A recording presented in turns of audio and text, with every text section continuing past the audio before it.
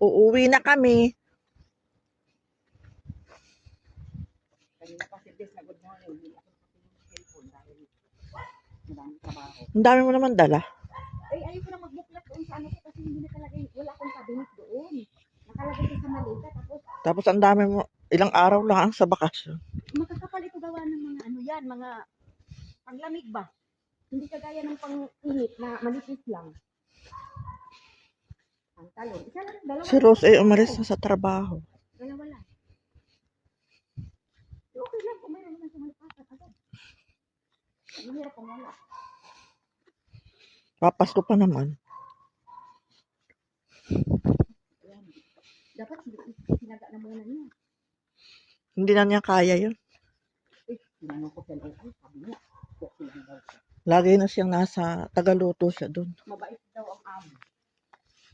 Mabait pero ano bata. Siyempre,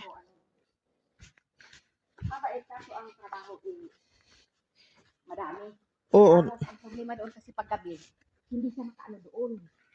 Hindi siya makapagpahinga kasi ang baka sa kanya pa. Mm. Hindi na pinadala na baka yung ano niya dati. Dalawa ang bata, tigisa sila. Yung bata lang dapat. Pero yung isang Pinay ay ano? Yung isang Pinay ay matagal na. Bakit nakatiis yun? Siyempre, bata laang. Ay siya ay nagluluto pa. Mahirap. As in, payat siya. Dapat nang pahatid ka kay Hamod. Ayaw niya kasi mag-aan siya doon. Magsikip pa siya doon. Hindi naman mag-aan naman. O, anin mo?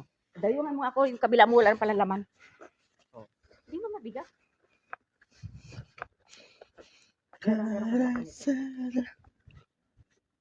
Mahirap magtupis. Ako na. Pag ako nagdi-drop, minsan ako nagtataksi na lang.